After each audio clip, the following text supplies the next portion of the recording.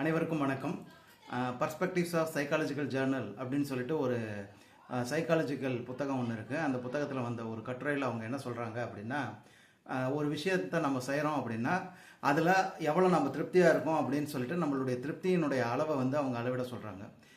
இப்போ குறைவான திருப்தி, இப்போ 10க்கு நம்ம மார்க் போடுறோம்னு வைங்களேன். இப்போ 2, 3 மார்க் போட்டோம்னா அந்த ஒர்க்கை வந்து நம்ம அதுக்கு நல்லா செய்ய மாட்டோம், எக்காலத்துலேயும் நல்லா செய்ய மாட்டோம் அப்படின்னு சொல்லிட்டு அர்த்தம். இதே அந்த நம்மளுடைய திருப்தியினுடைய அளவு ஒரு 7, 8, 9 அப்படி இருந்துச்சுன்னா அந்த ஒர்க்கை நம்மளால் நல்லா செய்ய முடியும் அப்படின்னு சொல்லிட்டு சொல்லுது. ஸோ நம்ம முழுமையான திருப்தி, அதாவது அதிருப்தியாகவும் இருக்கக்கூடாது, அதே நேரத்தில் ஒரு வேலையில் நம்ம முழுமையான திருப்தியாகவும் இருக்கக்கூடாது அப்படிங்கிறது தான் அந்த விஷயம்.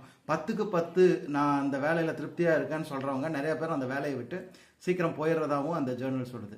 ஸோ அதே மாதிரி 5க்கு குறைவாக அந்த வேலையில் திருப்தியாக இருக்கிறேன்னு சொன்னவங்களும் அந்த வேலையை விட்டு போயிடுறதா அந்த ஜேர்னல் சொல்லுது. அப்போ நாம் வந்து ஒரு 75லேருந்து 80% ஒரு வேலையில் நம்ம திருப்தியாக இருக்கோம்னா அந்த வேலையில் தொடர்ந்து நீடிச்சு அந்த வேலையில் நம்மளை டெவலப் பண்ணிக்கிறதுக்கு ஏகப்பட்ட வாய்ப்புகள் இருக்கிறதா அந்த ஜேர்னல் சொல்லுது.